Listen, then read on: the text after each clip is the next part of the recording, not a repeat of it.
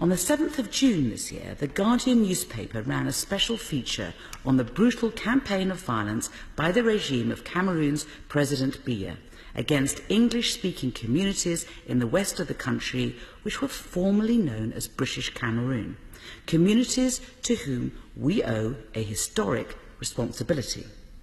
They quoted in The Guardian the ordinary men and women who saw their villages attacked by Biya's military, who saw their neighbours and family members killed, and that they were forced to flee for their lives. They quoted the charity workers who were looking after thousands of displaced women and children for whom they warned going home would be suicide. Now, by any normal moral standard, you would expect the UK government to read those reports and be appalled. But not this government.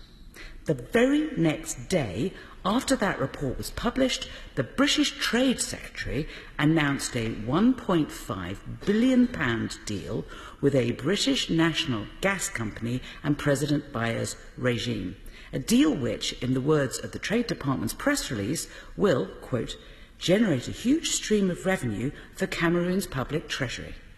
In other words, we have a regime ranked as the 25th most corrupt in the world, a ruler in his 43rd year of autocratic power, with a personal wealth of over $200 million, engaged in a systematic campaign of brutality and killings against English-speaking community in his country, and all the government can do is boast of doing trade deals which will only enrich him further.